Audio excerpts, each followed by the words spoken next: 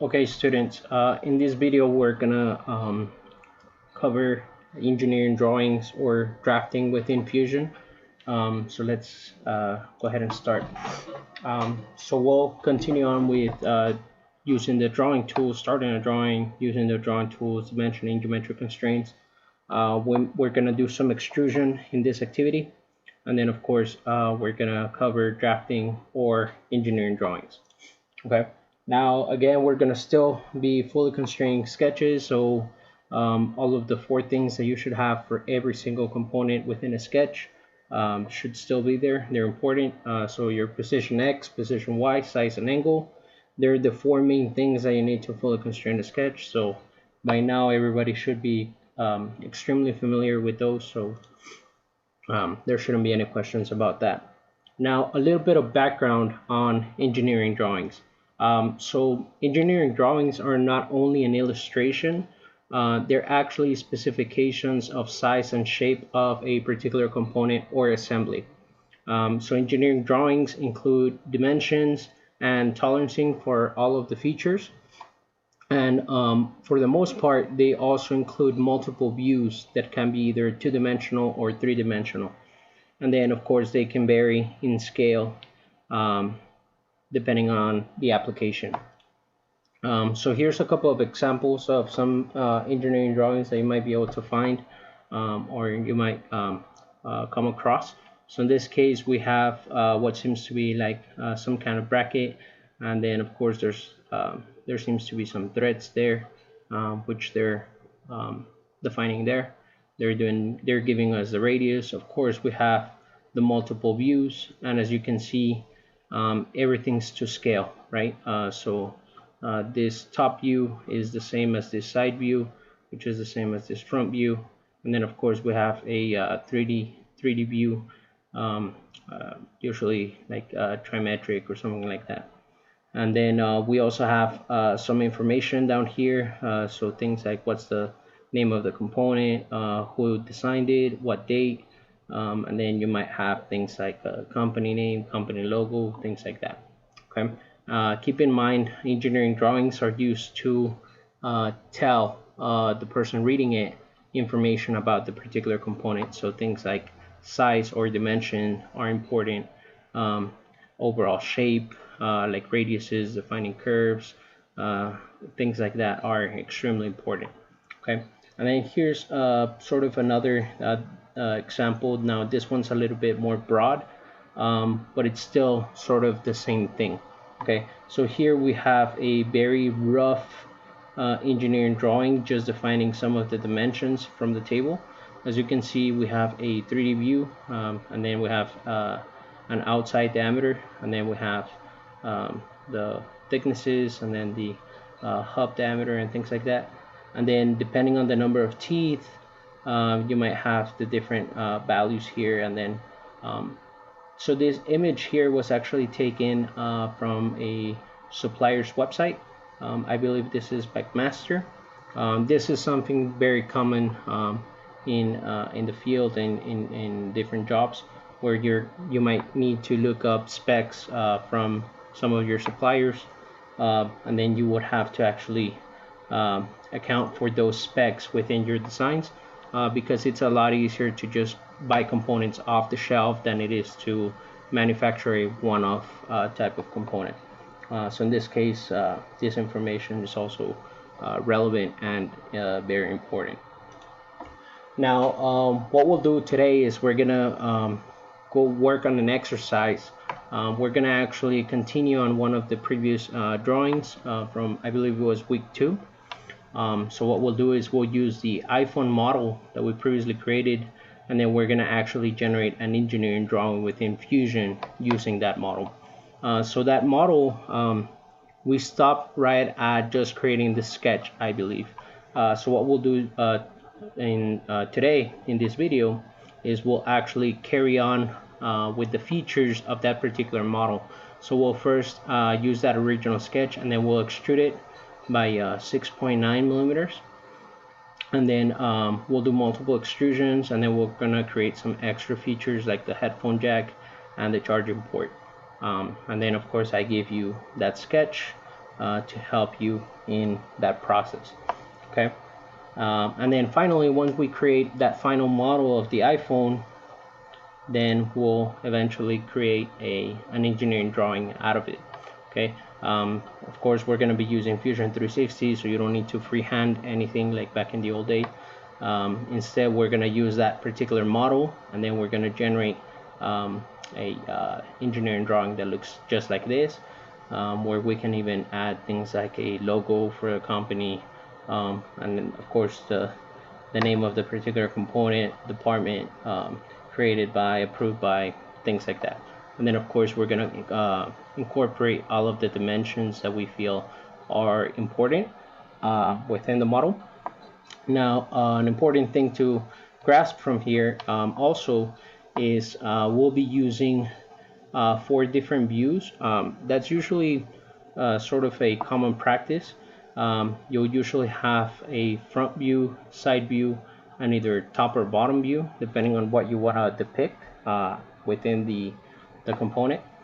And then of course you might, for the most part, always get a 3D view that's different from the other ones, because the 3D view is usually depicted as a solid, whereas the other ones are usually depicted in this thing called a wireframe, which is sort of just the outlines of each of the features of the component. Okay, so what I'll do here is I'll jump into Fusion, and then we'll try to work on this example. Okay, so the first thing I'll do is I'll actually go to my data panel, and then I'll look for my previous model. In this case, I found it in week 2, so I'll double click on that component, iPhone, from week 2. I'll close the data panel, and this is what we have. This is where we left off. Okay, so what I'll do here is I'll actually save this. So I'll go to File, Save As. So what I'm doing is I'm making a copy of this this model here. What I'll do is I'll change the name a little bit, so I'll do iPhone 2, and I'll make sure I'm saving it to week 4, to the folder of week 4. Okay, if you do not know how to do that, or if you don't yet have a week 4 folder, then what you can do is always hit that down arrow, go to the project, the main folder for the class, and then if you have a week 4, then you can just double click. If you don't have a week 4, then you can create a new folder, call it week 4, and then add it there. Okay, and then in my case, I'm just going to add it to week 4, iPhone 2. I'll go ahead and save it, and I essentially just made a copy of it, so that way in case something goes wrong with this particular version, I still have the original one. Okay, so what I'll do first, starting from here, is I have this drawing that's complete. What I'll do is I'll first do an extrusion of this body to generate my blank for the iPhone. Okay, so what I'll do is I'll hit extrude, and then I'm going to select all of the features to do that extrusion.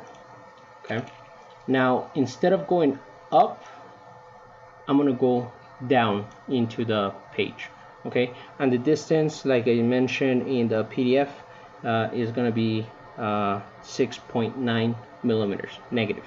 Okay, again, the negative is because I'm going down instead of up, but I'm still creating a new body. I'll go ahead and hit OK, and what you'll notice is because I selected all of the features within my sketch, it's just giving me a blank, right? It's just giving me this one plate, one plaque.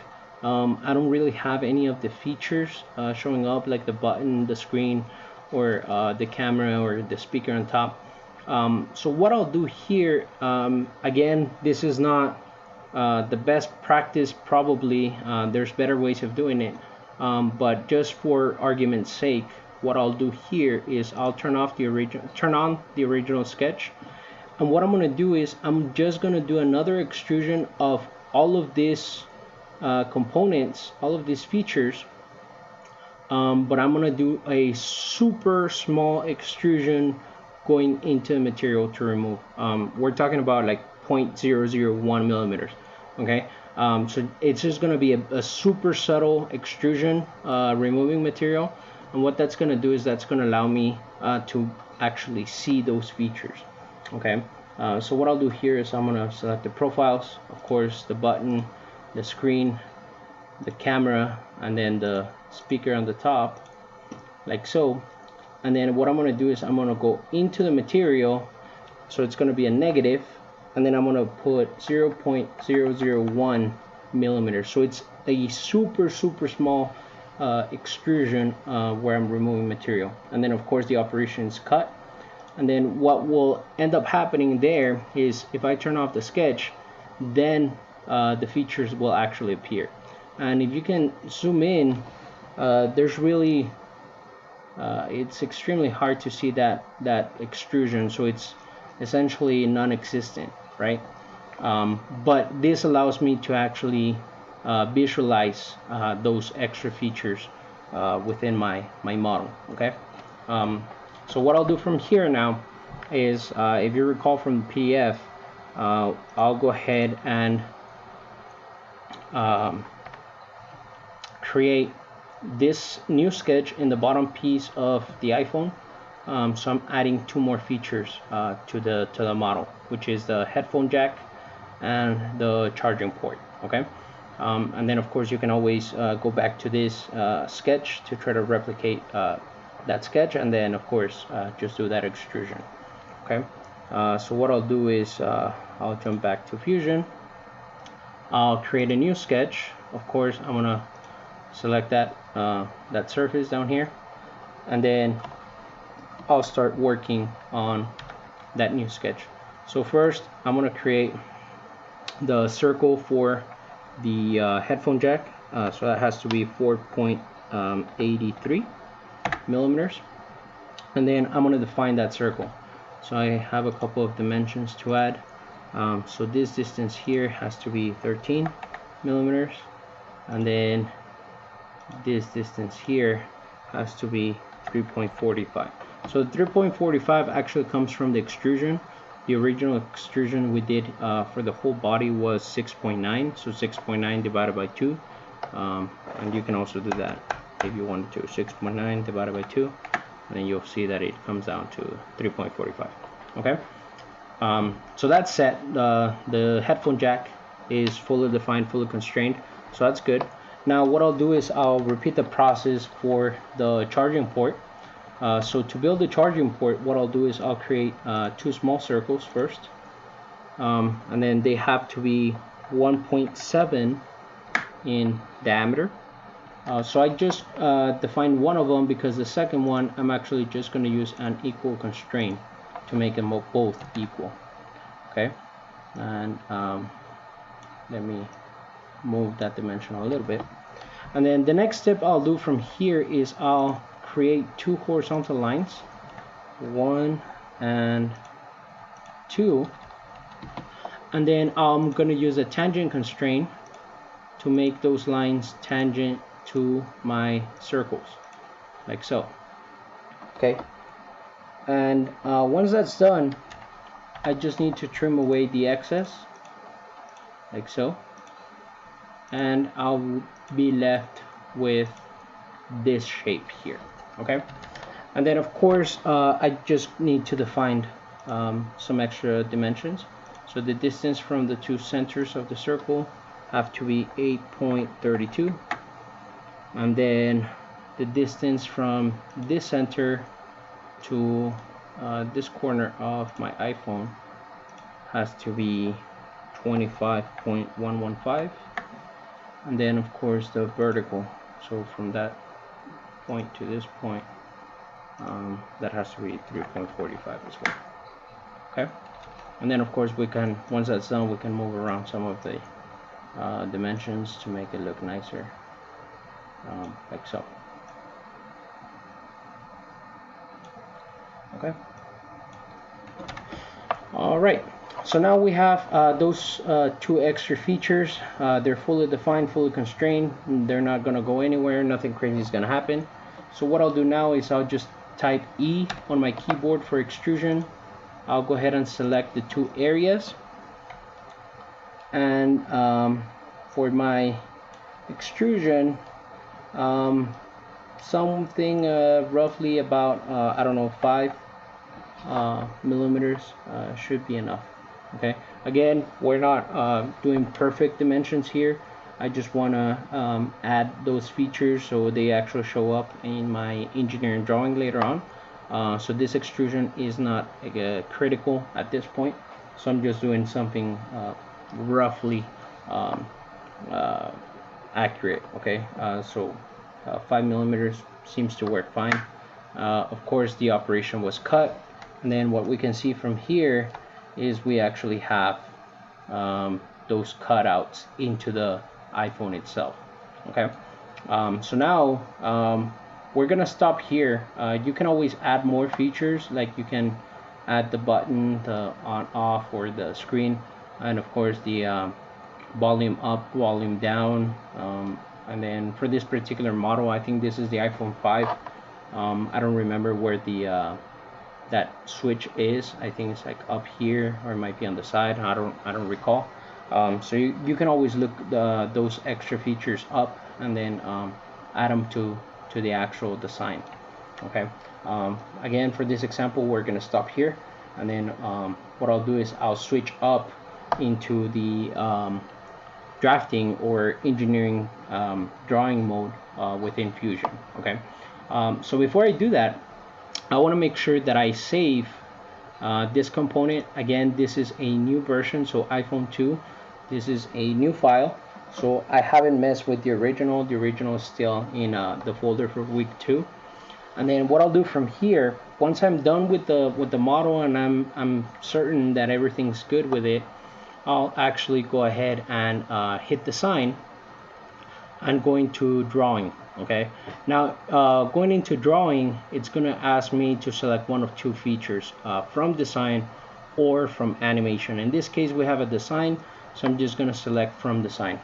And then notice how it automatically selects it. So it understands that you're going to do an engineering drawing of this component. Now we open up a new menu as soon as we do that, and we have a couple of things that we can select. Okay, so here we have things like the contents. Do we want a full assembly, or do we want just what's visible, or do we want to select specific components? So in this case, it doesn't really matter because it's just one component, so I can just leave it at full assembly. But later on, when we start messing with more assemblies as we go, that can actually change. Okay, so just sort of keep that in mind. The drawing, of course, we're going to create a new one. The template, we're not going to use any templates right now. We're just going to use the Scratch, the brand new one without any crazy stuff in it. For standard, we have a couple to choose from. We can either choose the ASME or the ISO. Those are two very common standards when dealing with components in mechanical engineering. So right now it has the ISO, so I'll just leave the ISO. Of course, the units, we created everything in millimeters, so it's going to try to default to millimeters as well. And then here we can pick the sheet size that we want to use when actually printing out this component or this engineering drawing. So we have multiple sheet size to choose from. What this sheet size ultimately comes down to is the sheet of paper that or the size of paper that you're going to use when printing out this engineering drawing. So different companies use different sizes. Even within different engineering practices, they use different sizes. So in our case, it defaults to A3, which is, I think, a little bit bigger than regular office paper. So I think it's good. Well, we can just leave it at A3, and that should work out. If you're gonna print out in a regular printer, then you can look up the specs for that piece of paper, and then I think it's A4. And then of course we have two different ones. So we have 210 by 297 and 297 by 210. The only difference between those two is one is in portrait, the other one's in landscape. But other than that, they're exactly the same thing. Okay. So in this case, again, I'm going to leave it at A3, and then I'll go ahead and hit OK. Now, as soon as we do that, it's going to take us to this new mode called drafting. Okay. And then notice how my cursor seems to have a piece of the iPhone stuck to it. So what that is it's wanting me to place the parent view or the base view into my engineering drawing or engineering sheet. Okay, now I don't like this orientation. As you can see, that's the what seems to be the bottom face. So I'm gonna change the bottom or the front. I'm just gonna change that to top. So I'm changing the orientation to pick the one that I want to work with. So in this case, that seems to be fine. So I'm gonna use this view here. Now, before I click, there's a couple more things that I can change. So I can change the visual style. So we can do visible edges only, visible and hidden edges, or we can do shaded and shaded with hidden edges. So the difference between the two is the last two are gonna show up sort of as a solid, something that we're used to seeing in Fusion modeling. So it's gonna show up just like what seems to show up here in the cursor. Whereas the first two, they're only gonna be this thing called a wireframe, which is just the contour lines. So the lines defining the actual component. Okay. So in this case, I'm gonna leave the second option here, visible and hidden edges. I'm gonna leave it at that. And then of course we can also switch out the scale. So for scales, right now it's a 1:2 ratio, meaning that if I were to finish this engineering drawing, I would actually take this piece of paper and I could measure it out, and whatever I measure out is exactly half of the real life component. Okay, but we can also switch out scales, so we can pick different numbers. We can even try a 1:1, see if it fits within this sheet of paper. So as you can see there, this sheet of paper seems to fit that 1:1 nicely. So I'm going to actually leave it on a 1:1 scale. And that would mean that once I'm done with this engineering drawing, if I print it out in the right sheet of paper that I selected, the A3, then I could put a brand new iPhone 5, I believe it is, on top of this engineering drawing, and all of the features will match exactly. Of course, taking that we use all of the right dimensions, right? But at this point, I think we're pretty close to them, so that's a fair bet to have. And then of course we can do tangent edges. We can turn all of them off, or we can have like shorten or full length. That's gonna depict sort of curvatures, like where they start and where they end, to sort of help visualize that curvature itself. And then interfering edges or threaded edges, things like that, we can always turn them on and off. Okay, so again, for now I'll leave the top view orientation. I'll leave the visible with hidden edges. I'll do a 1:1 scale, and then turn off the tangent edges, and then of course the interference edges off, and then the threaded edges on, even though the last two they don't really matter for this particular example. Okay, and then once I have all of that set up, the only thing I need to do is place my base view or parent view.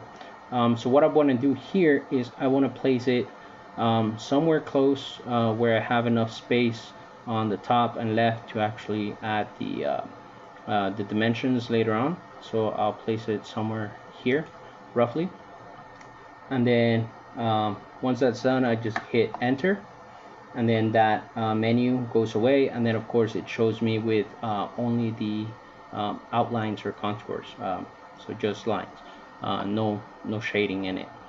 And then what I'll do from here, so this is just one of the 4 views that we want.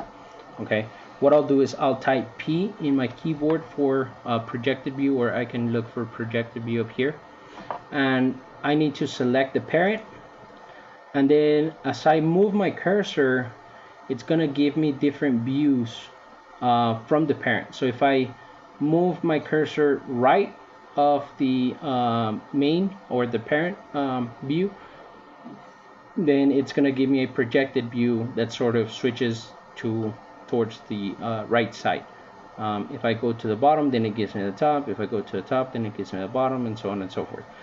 So what I'll do here is I'll move to the right, and then I'll click once, and then I'll move up and then click once, and then I'll move sort of in a diagonal like that, and click once as well. And then all I need to do is hit enter, and I have these 3 more views that I can use. Okay, now what I'll do is I'll move some of them. So I'll click the first one here, and then this little box I can just click and drag it, and then I can just sort of place it where I want it. So I'm going to place this view out here to the right. This view, I'm not going to add any dimensions to it. So as it is, it seems to have enough space there, so I'm good with that. And then this view on the top, I'm going to actually move that to the bottom, like so. And then this one, I might need to move it to the left a little bit more, like so. Okay, now the reason I did this view here is there's really no point in me doing the top of the iPhone, because I don't really have much features to depict there, whereas I really want to depict the features on the bottom because it has the headphone jack and the charging port. Okay, so that's the reason I did that.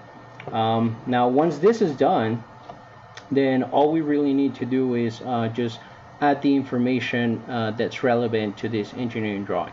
Okay, so what I'll do is I'll zoom in a little bit, and all we really need to do is just add dimensions very similar to what we've been doing with sketches. So to do that, all you need to do is type D in your keyboard, and that's gonna give you that smart dimensioning tool. And then all we really need to do is define the sketches. So in this case, I'm going to define the diameter of my camera, and of course I can define the diameter of, or radius of my speaker here. And then I can do like the distance for the centers of my speaker. And then I can do the X position for the camera, and I can also do the Y position for the camera. Okay, and then of course it's understood that these are collinear, but we can also add that if you wanted to. So we can do that as well. And then here we've defined, we're just missing one position, so the position X for my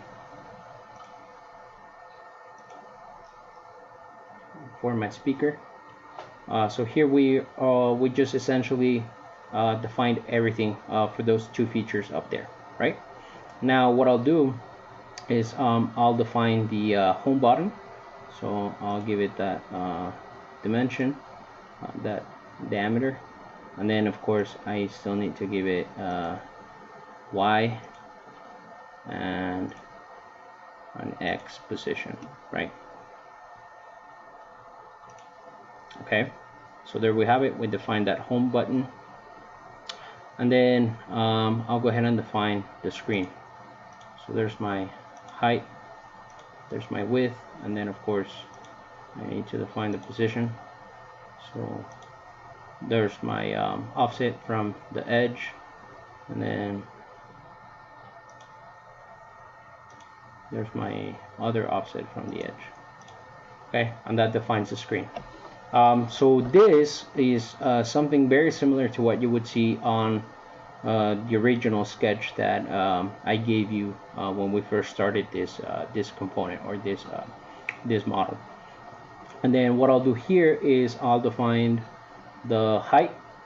So I'll do this corner to this corner, there's my height, and then I'll define the thickness of the iPhone. Okay, and then down here I'll go ahead and define my headphone jack and my charging port, just like we did the other components.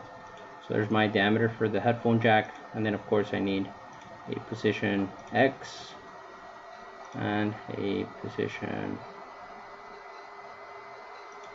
Y. Okay, and then I'll repeat the process for the charging port. So I'll give it a radius, and then of course distance, like so, and then I can do the distance from here to here.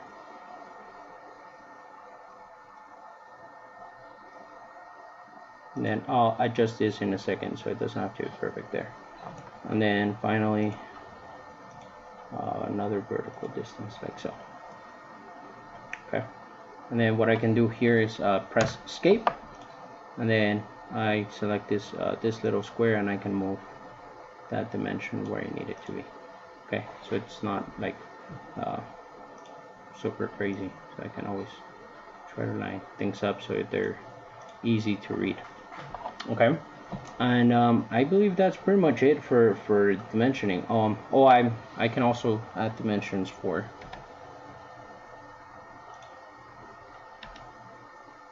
this radiuses. Of course I can add. Okay, and then this is understood that it's all four of them. We can add notes if we wanted to, so we can add things like text, where I can select this, and then I can put times 4.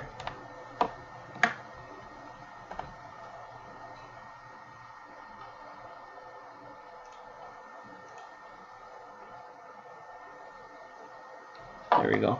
So I can tell it, okay, it's all 4 of them, and then it's understood that all 4 of them are 10 millimeters in radius. Okay, and then what I also want to do is I want to change the style that this this view is depicted in. So what I'll do is I'll first select it, and then I'll do a right click and then edit the view. And then what that's gonna do is that's gonna bring up this menu where I can select the style that I wanted to be shown as. So in this case, I'm just gonna pick shaded, and then I'm gonna I can either close it or press enter, and then that's gonna change the view. So here, as you can see, we've added all of the information that's relevant to this component. We have tolerances, we have everything we need, all of those dimensions and things like that. Now, it's also important to understand that you can also modify all of the details within this table here.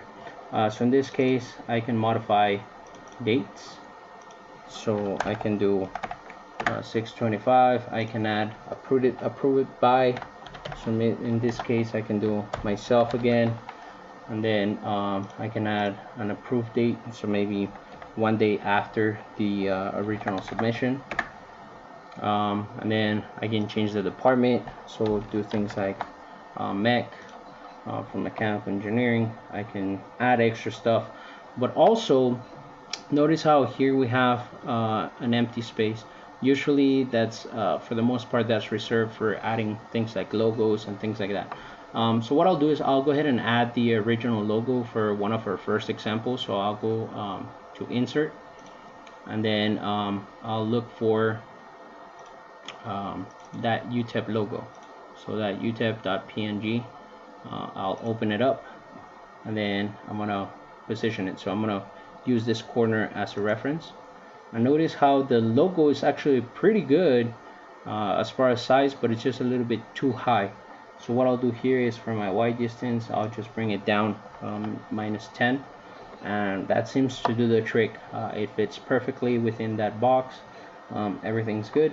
The scale is 1. I don't really care about that. It fits perfectly. So I'll go ahead and hit OK. And as you can see, I just created a pretty good engineering drawing. So once this is done, then all we really have to do is go ahead and save it, and then it's going to save a brand new file, except it's going to add the drawing at the end, because it's understood that this is a drawing, this is not a model itself. And then I'll go ahead and hit save. And the cool thing about things like this is if something happens to the original file, the original model, this this sketch will automatically update itself, or this engineering drawing will automatically update itself.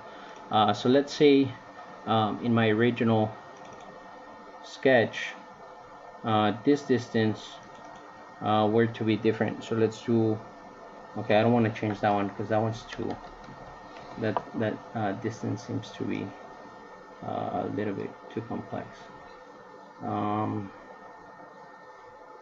Let's just add one more thing to it, I guess. So I can add one more circle out here to the side,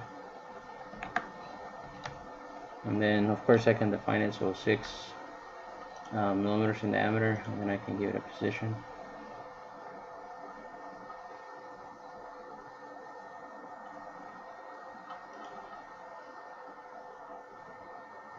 So 10.35,